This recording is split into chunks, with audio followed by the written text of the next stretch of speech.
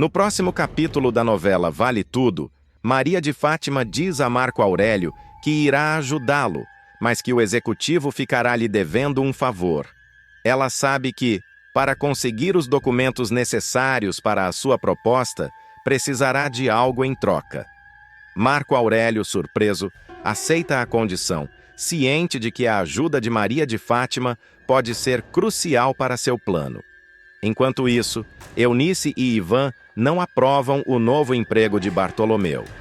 Eles acreditam que ele merece algo melhor e temem que essa nova oportunidade não seja bem vista por todos. Bartolomeu, por outro lado, se sente animado com a chance de mostrar seu valor e tenta convencê-los de que é a decisão certa. Raquel ameaça César, achando que ele está perseguindo Maria de Fátima. A desconfiança de Raquel cresce a cada dia e ela não hesita em confrontar César, exigindo que ele mantenha distância. César, por sua vez, nega as acusações e tenta explicar que sua intenção é apenas ajudar Maria de Fátima em seus projetos.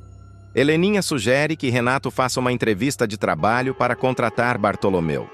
Ela acredita que isso pode aliviar a situação e dar a Bartolomeu a segurança que ele precisa. Antes de continuar, clique no botão de gostei, se inscreva no canal e comente de qual cidade você assiste a novela. Enquanto isso, Maria de Fátima pega o código do cofre da pousada que Laís passou para Raquel. Com essa informação em mãos, ela se sente mais confiante para seguir em frente com seus planos. Dalva, por sua vez, pede que Poliana a acompanhe em um evento de família. Poliana hesita, mas acaba concordando. Finalmente, Maria de Fátima consegue os documentos de Marco Aurélio. Com isso, ela se prepara para dar o próximo passo em sua jornada, ciente de que tudo está se alinhando, mas também consciente de que os desafios ainda estão por vir. A trama se intensifica, e as interações entre os personagens prometem reviravoltas emocionantes nos próximos capítulos. Um novo escândalo vai sacudir os bastidores da TCA. Mário Sérgio, recém-contratado e já envolvido em esquemas duvidosos com Marco Aurélio, mostrará que não tem limites quando o assunto é ambição. O jornalista, que sempre demonstrou charme e perspicácia, agora passará a usar essas armas para seduzir ninguém menos que Odete Reutemann, a mulher mais poderosa e temida do grupo empresarial. Tudo começará em um fim de tarde aparentemente comum. A executiva estará sozinha em sua sala, concentrada em relatórios da holding, quando Mário Sérgio aproveitará uma brecha para se aproximar. Ele entrará discretamente, sem ser anunciado, e fingirá surpresa ao encontrá-la. "Nós temos reunião marcada?" perguntará Odete, erguendo os olhos por cima dos óculos. Ele, sorridente, responderá com o tom ligeiramente malicioso: "Infelizmente não. Mas eu estava na minha sala pensando, e tive uma ideia ousada. E se a senhora aceitasse tomar um drink comigo mais tarde?" Odete, acostumada a lidar com aduladores e bajuladores, se mostrará curiosamente receptiva. "Por enquanto não, mas é um convite simpático", devolverá ela, com uma expressão dúbia. O flerte se intensificará com trocas de olhares e sorrisos enigmáticos. "Assim eu posso me sentir encorajado a continuar te convidando", insistirá ele. "Seria uma forma coerente de reagir", responderá ela, sem perder o controle da situação. Mário Sérgio verá ali uma oportunidade rara. Com passos calculados, ele se aproximará da empresária e, num gesto atrevido, a envolverá pela cintura. "Podemos não ter combinado nada hoje, mas podemos deixar combinado que, quando acontecer, vai ser inesquecível", sussurrará, antes de colar seus lábios nos de Odete. A executiva, em um primeiro momento, não resistirá. Mas o momento íntimo será abruptamente interrompido. Walter, parceiro de Odete e cada vez mais enciumado com sua proximidade com Marco Aurélio, entrará na sala sem bater. Ele ficará em choque ao flagrar os dois ainda próximos. "Odete, você estava beijando esse cara?" exclamará visivelmente transtornado. A cena cairá como uma bomba. O silêncio desconfortável tomará conta da sala. Odete reagirá com frieza cirúrgica. Para começar, isso foi uma invasão de privacidade, Walter. Você entrou sem ser anunciado, sem bater e interrompeu uma conversa profissional, afirmará, virando o jogo a seu favor. Não pretendo discutir minha vida pessoal aqui, na sede da TCA, muito menos com você. Walter, envergonhado e ao mesmo tempo indignado, deixará a sala sem rumo. Mário Sérgio tentará se justificar, mas a vilã cortará o impulso dele com um olhar fulminante. Não agora. Eu tenho uma reunião importante. Essa conversa ficará para outro dia. Encerrará, sentando-se de volta à sua cadeira como se nada tivesse acontecido. Nos bastidores da empresa, os rumores começarão a circular. Funcionários da faxina e secretárias comentarão o comportamento cada vez mais ousado do novo contratado. Marco Aurélio, ao saber da aproximação entre Mário Sérgio e Odete, enxergará aquilo como uma ameaça ao seu domínio e passará a observar os passos do jornalista mais de perto.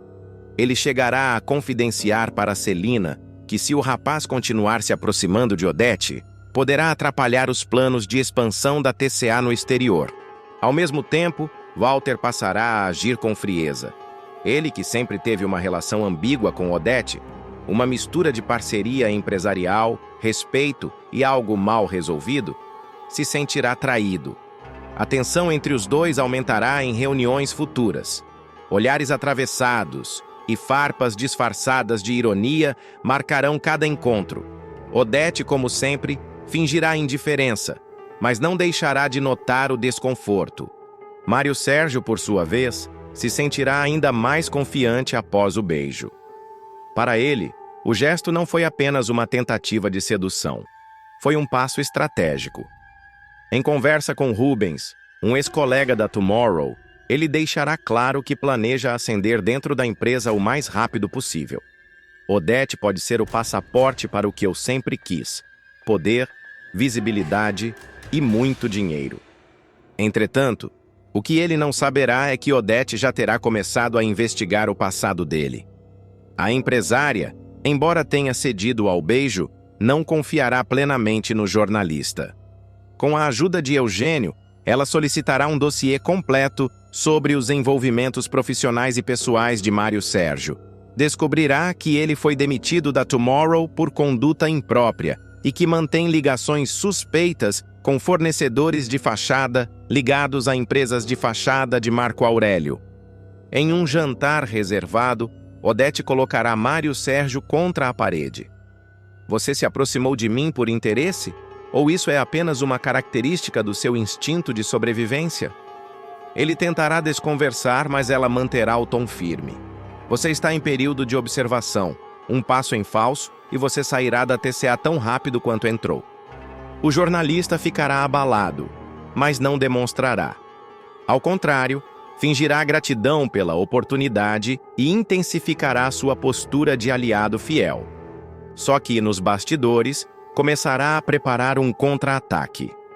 Ele hackeará e imprimirá relatórios confidenciais da empresa e começará a registrar reuniões sigilosas de Odete com investidores internacionais.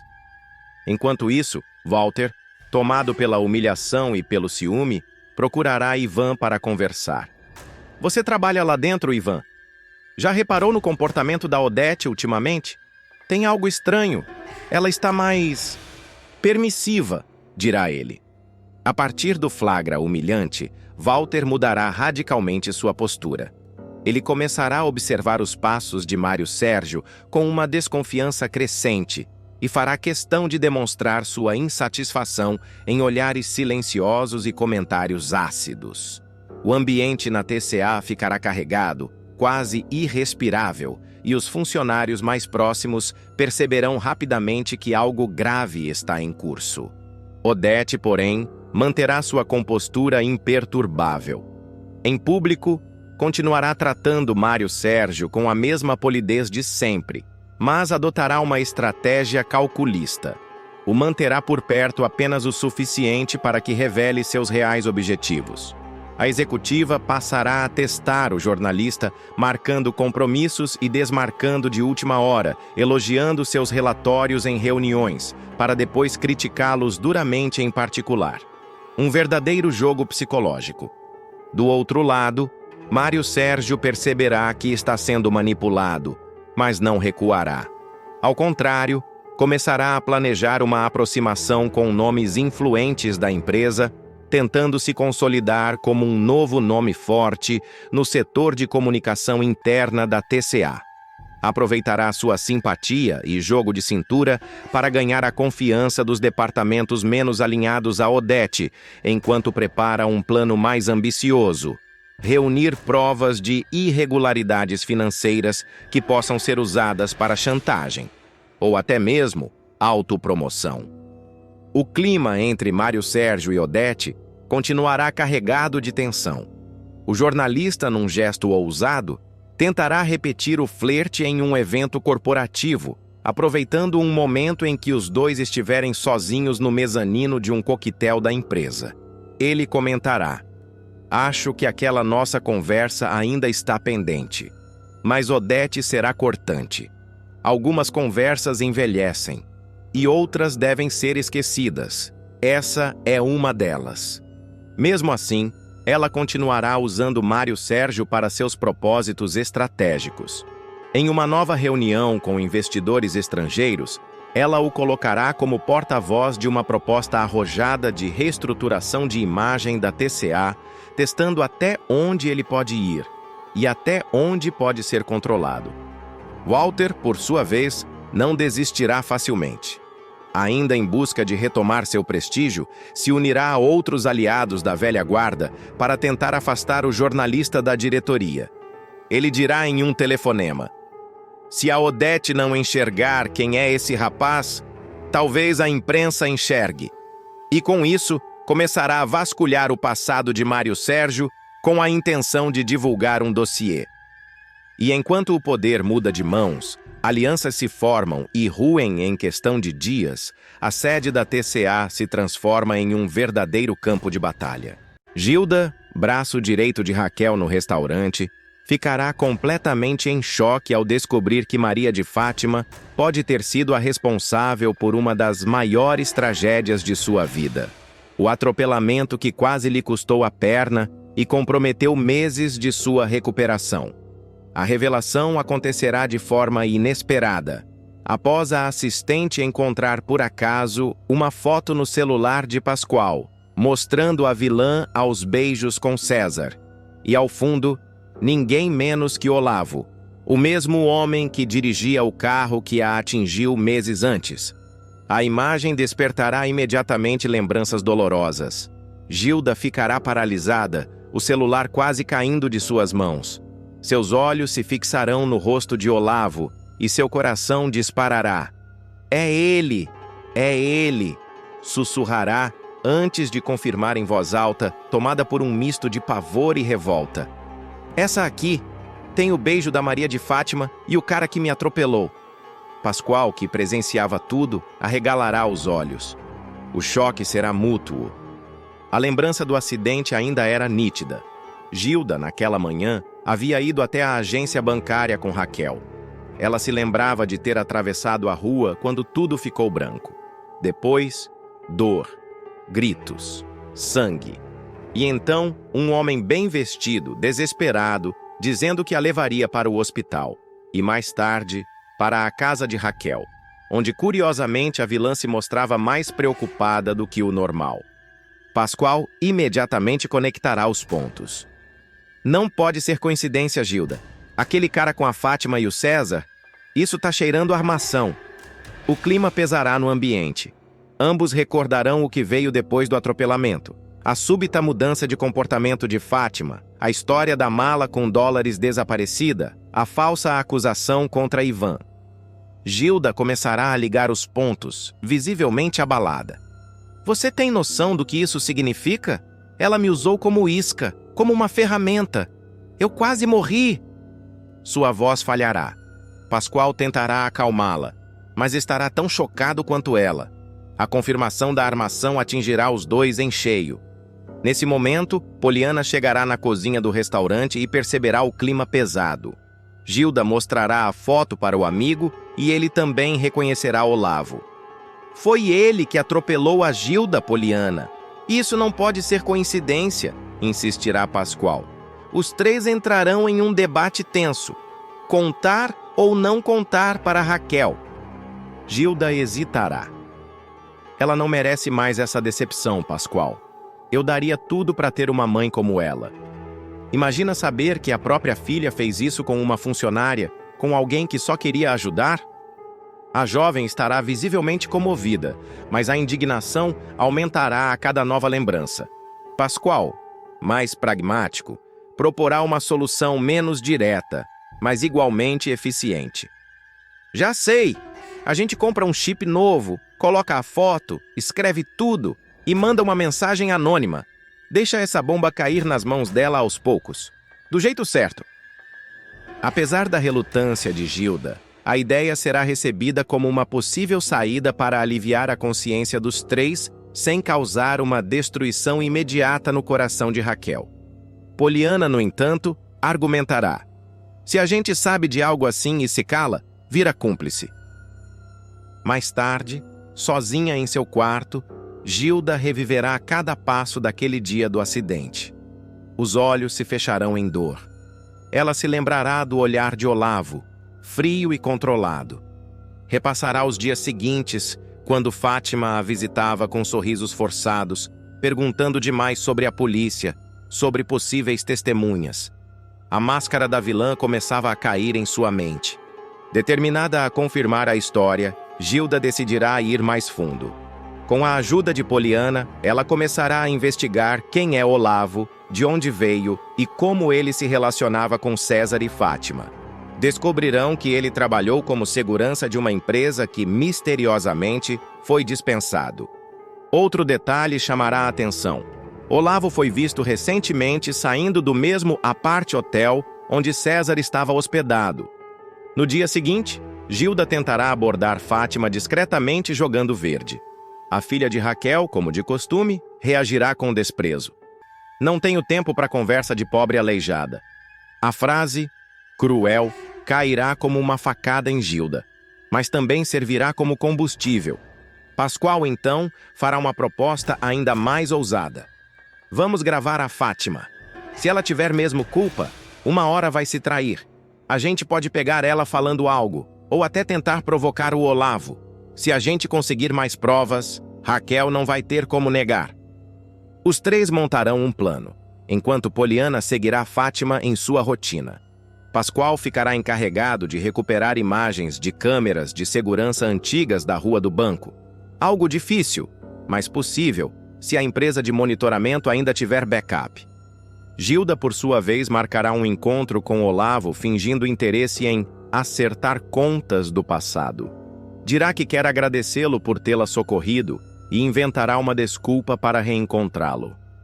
Olavo, sem saber que está sendo monitorado, aceitará. O plano é fazê-lo falar e gravar tudo. No encontro, Olavo parecerá nervoso. Você tá bem, né? Foi só um acidente, dirá ele, tentando manter a pose. Gilda, com o celular gravando discretamente, responderá com firmeza. Você estava mesmo naquela rua, por acaso? Ou foi pago para me atingir? Olavo tentará desconversar, mas o nervosismo tomará conta. Ele dirá mais do que deveria. Eu só segui ordens. Me disseram que era só para fazer um escândalo, que não era para machucar tanto. Gilda sentirá o sangue gelar. Quem te mandou? Insistirá ela. Mas Olavo se calará. Mesmo com poucas palavras, a gravação será suficiente para comprovar a ligação entre ele e alguém que planejou o acidente. Gilda sairá do encontro sem dizer nada, mas por dentro estará em frangalhos. Ela entregará o áudio a Pascoal, que ficará estarrecido. Ela quase te matou, Gilda. Aquela cobra.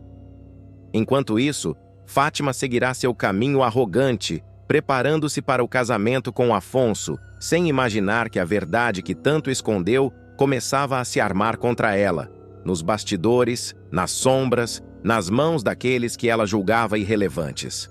Pascoal redigirá a mensagem anônima, incluindo a foto e um trecho da gravação. Raquel, abra os olhos. A pessoa que mais te fere está dentro da sua própria casa. Essa imagem e esse áudio podem salvar sua vida, e a verdade está diante dos seus olhos. Mas antes de enviar, ele hesitará. Será que ela está pronta para isso? Será que é agora? Perguntará, olhando para Gilda. A funcionária respirará fundo, olhando para a mala de bandagens que ainda guarda de seu tempo de hospital. Se não for agora, pode nunca ser. Ela tem o direito de saber quem é a filha que criou. Enquanto isso, Maria de Fátima celebrará o avanço de seu casamento com Afonso, posando para fotos, sorrindo em jantares, arquitetando novas manipulações. Mas nas sombras, uma rede de provas e verdades começará a se formar, com o potencial de destruir tudo o que ela construiu à base de mentiras e sangue. Na manhã seguinte, Raquel abrirá o restaurante como de costume, sem imaginar que uma simples mensagem anônima será capaz de mudar completamente a sua visão sobre a própria filha. Enquanto verifica os pedidos do dia, ouvirá o celular apitar. Ao desbloquear a tela, verá uma mensagem desconhecida, com um chip de número oculto. Raquel, esta imagem pode abrir seus olhos. A verdade sempre aparece. Ouça com atenção. Junto à mensagem, a foto de Maria de Fátima aos beijos com César, tendo ao fundo o rosto de Olavo. E logo depois, um áudio abafado, mas nítido o suficiente. Eu só segui ordens. Me disseram que era só para fazer um escândalo, que não era para machucar tanto. Raquel sentirá o chão desaparecer debaixo dos seus pés. As mãos tremendo, os olhos vidrados na imagem e na voz que ecoa dos fones de ouvido. O nome de Gilda surgirá em sua mente com força, junto ao dia do acidente, à correria, ao sangue no asfalto. Sem dizer nada a ninguém, ela entrará em sua sala, fechará a porta e desabará em lágrimas. A ficha começará a cair. Do lado de fora, Gilda, Pascoal e Poliana observarão de longe, trocando olhares aflitos. Sabem que o estopim foi aceso e que o impacto será devastador. A partir dali, nada mais será como antes. Enquanto isso, Maria de Fátima seguirá alheia à movimentação, provando vestidos de noiva em um ateliê luxuoso, cercada de fotógrafos, champanhe e falsas amigas. Ela rirá alto, confiante de que o casamento com Afonso garantirá sua vitória definitiva. Mas um novo jogo começou, e as peças estão se movendo em silêncio. A verdade está prestes a se impor, com força, dor e consequências irreversíveis. A relação entre César e Maria de Fátima atingirá um ponto sem volta. O que começou como uma parceria de interesses e manipulações mútuas se converterá em uma disputa recheada de ressentimentos, chantagens e uma demissão humilhante. Após se envolver em problemas com a polícia por conta das armações da filha de Raquel, César tomará uma atitude inesperada. Romperá com a comparsa e a expulsará do apart-hotel onde viviam, em um dos momentos mais dramáticos da trama. A gota d'água virá quando César perceber que está arriscando não apenas sua liberdade, mas também sua carreira e reputação por causa das trapaças de Fátima. Envolvido involuntariamente em um escândalo com a polícia, ele decidirá cortar o mal pela raiz. Não sou mais teu capacho, Fátima. Acabou. Some da minha vida, dirá ele, transtornado, antes de jogá-la para fora do local. Sem dó, colocará todas as roupas e pertences da moça em sacolas de supermercado, atirando-as no corredor, na frente de outros hóspedes, expondo-a ao vexame público. Fátima, sem chão, observará em choque as sacolas plásticas rasgadas no chão, com roupas caras e lingerie espalhadas. A humilhação será tanta que ela passará da tristeza para o ódio em segundos. Eu não acredito nisso. Eu vou matar o César. É isso que eu vou fazer. Eu vou matar ele, gritará aos prantos, sendo contida por um segurança do hotel que ameaçará chamar a polícia caso ela continue causando escândalo no local. Ainda tomada pela ira, Fátima partirá para o contra-ataque. Ela entrará em contato direto com Marco Aurélio. Eu quero que você demita o César, agora, ou eu mesma conto tudo o que sei sobre você para a imprensa. Marco Aurélio, intrigado e ao mesmo tempo satisfeito com a oportunidade de se livrar do funcionário que já vinha sendo incômodo, assentirá quase de imediato. Demitir o César? Mas não precisa nem pedir 2 vezes, minha querida. Sem perder tempo, Marco Aurélio ordenará que Freitas, seu braço direito, execute a demissão pessoalmente. Em poucos minutos, Freitas ligará para César, que estará no bar, tentando afogar a mágoa em um copo de uísque barato. É um ajuste no seu status que vai passar de empregado para desempregado, avisará com um toque de deboche. Desempregado? Perguntará César em choque. Isso mesmo, pode passar no RH para assinar sua demissão. Boa sorte, concluirá Freitas, encerrando a ligação de forma seca. O malandro, tomado por indignação, esmurrará o balcão do bar, derramando bebida e derrubando o copo. Aquela desgraçada me ferrou e o Marco Aurélio ainda foi na onda dela, gritará revoltado. A dor da rejeição será dobrada pelo gosto amargo da humilhação profissional. Nos dias seguintes, César vagará pelas ruas do Rio de Janeiro sem rumo certo, pulando de bar em bar, sem dinheiro nem prestígio, amaldiçoando o dia em que conheceu Maria de Fátima. Enquanto isso, Fátima, impiedosa, celebrará sua vitória temporária. Ele pensou que podia me descartar como lixo. Agora vai sentir na pele o que é ser chutado, dirá, sorrindo com os lábios, mas mantendo nos olhos o brilho sombrio de quem não admite ser contrariada.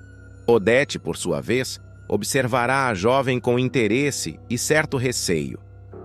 Você tem um talento peculiar para a destruição, minha cara. Deve ter herdado isso da mãe. Mas cuidado, quanto mais alto o voo, maior pode ser a queda. Alertará a vilã, acendendo um cigarro com elegância. Fátima fingirá não se importar com o aviso e responderá: se depender de mim, eu é que vou fazer todo mundo cair, um por um. De volta à realidade dura, César tentará reverter sua situação, apelando para contatos antigos. Lembrará de reuniões, favores, promessas não cumpridas. Tentará marcar almoços, cafés, mas receberá apenas recados vazios e olhares de desprezo. O telefone não tocará mais. As portas antes abertas se fecharão uma a uma. Até mesmo o porteiro do prédio de luxo onde morava se recusará a abrir a porta para ele sem autorização prévia. Ordem da administração, senhor César, dirá, constrangido. Desesperado, o malandro irá atrás de Raquel, com a cara lavada, pedindo ajuda. Mas encontrará a empresária irredutível. Depois do que você fez com a minha filha, ainda tem a cara de vir aqui pedir ajuda? Vocês merecem, César, retrucará ela, expulsando-o do restaurante. Na calçada, César sentirá o peso da rejeição e da solidão. Vagará pelas ruas com os olhos marejados até parar diante da vitrine de uma agência de emprego, onde lerá o aviso: vagas temporárias para auxiliar de limpeza. Enquanto César afunda, Fátima começa a traçar novos passos rumo ao poder. Agora livre do antigo comparsa, ela voltará seus olhos para Afonso, planejando usar o noivado com o rapaz como trampolim definitivo para entrar de vez na alta sociedade carioca.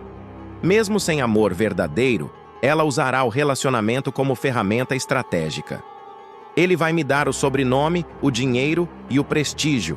Depois disso, ninguém me tira mais nada, dirá ela para si mesma diante do espelho. Mas o destino ainda terá planos tortuosos para ambos. A partir do momento em que Fátima exigir a cabeça de César, ela abrirá uma porta perigosa dentro da TCA. A tensão interna crescerá entre os funcionários. Uns se solidarizarão com César, outros terão medo de Fátima.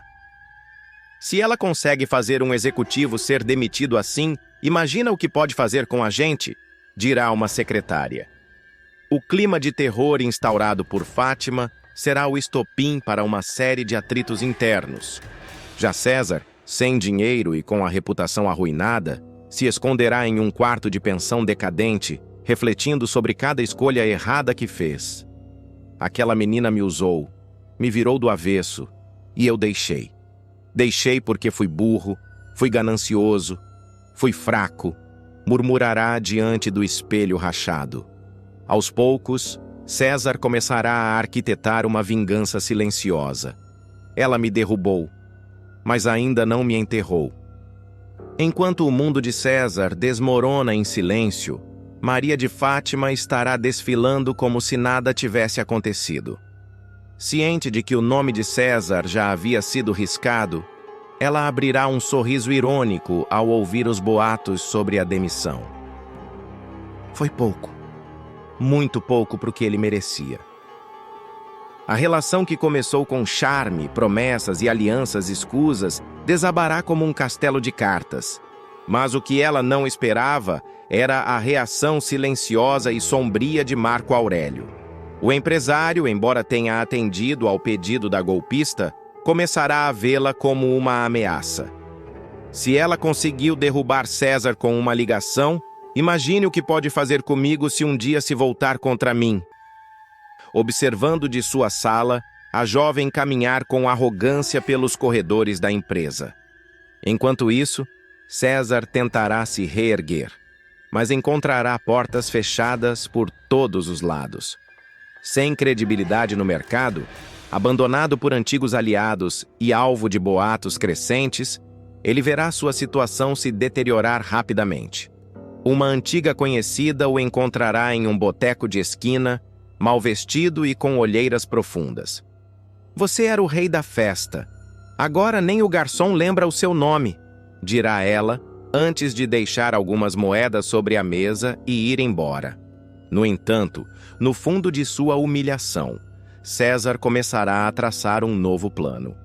De volta à pensão onde se esconde, ele abrirá uma garrafa de cachaça barata, riscará um nome em um pedaço de papel amassado e escreverá embaixo: Eu vou voltar, nem que seja a última coisa que eu faça.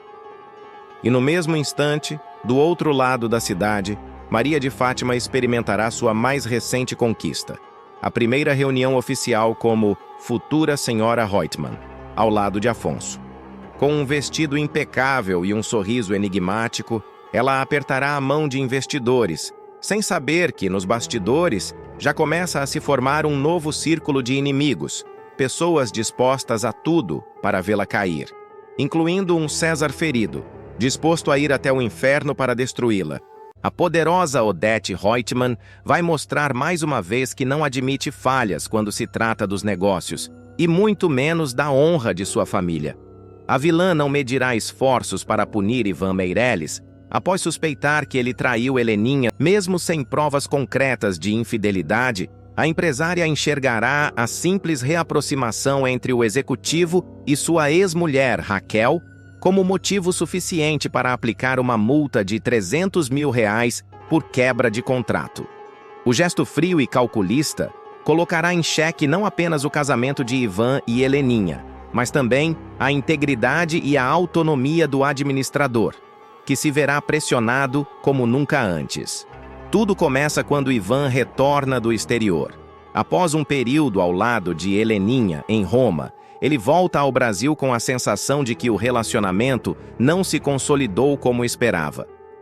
As tentativas de se reconectar com a filha de Odete foram sinceras, mas os sentimentos não floresceram como deveriam.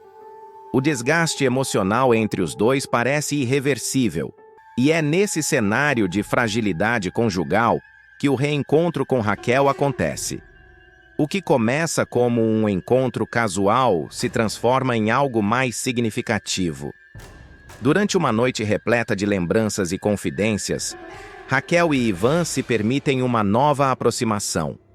O beijo entre os dois, ainda que envolto em dúvidas, reacende sentimentos mal resolvidos. Ivan, tomado por um misto de culpa e desejo, se vê dividido entre o peso do compromisso com Heleninha e a possibilidade de reescrever sua história com Raquel. Ele ainda não toma uma decisão definitiva, mas esse momento é o suficiente para despertar a ira de Odete. Odete Reutemann, sempre com olhos e ouvidos em todos os lugares, logo toma conhecimento do beijo. Embora Ivan ainda não tenha formalizado nenhuma separação, ela interpreta a situação como uma traição direta à sua filha e também à sua autoridade. Decidida a agir, ela convoca o genro para uma conversa nada amistosa nas dependências da TCA, sua poderosa empresa. O clima é tenso. Odete chega pontual, com o semblante austero, vestindo uma de suas roupas sóbrias que impõem respeito e medo ao mesmo tempo. Com o contrato de união estável em mãos, Odete não perde tempo. Sem rodeios, ela informa a Ivan que ele será cobrado por quebra de cláusula contratual. O valor? Nada menos que R$300 mil.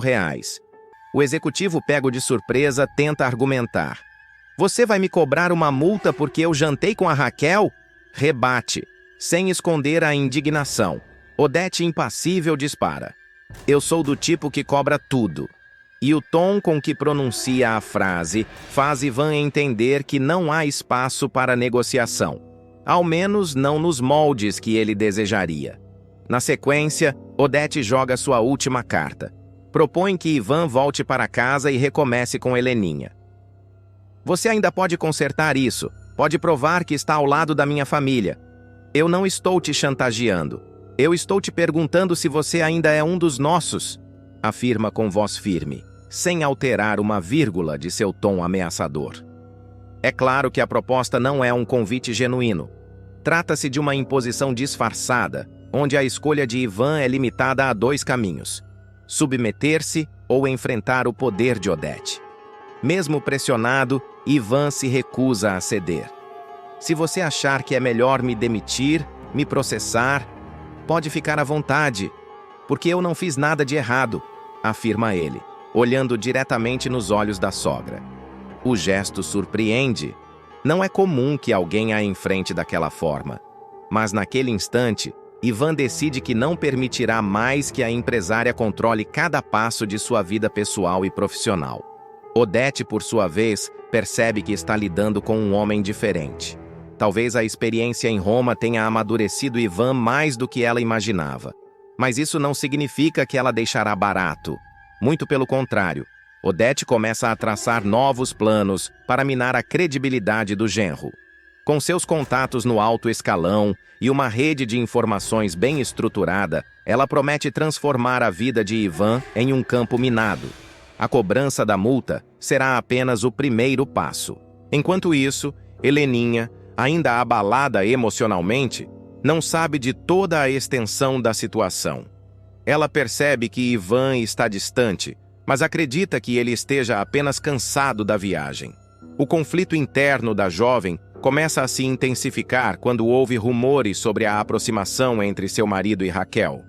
O nome da ex-mulher de Ivan volta a circular pelos corredores da empresa e nos salões frequentados pela elite carioca. Heleninha, instável, começa a questionar sua própria sanidade e mergulha novamente em um estado de inquietação. Raquel, por sua vez, não pretende interferir no casamento de Ivan. Ela também não deseja reatar por impulso, mas não pode negar que ainda sente algo por ele. Quando Ivan a procura para esclarecer os últimos acontecimentos, os dois têm uma conversa honesta. Raquel é direta.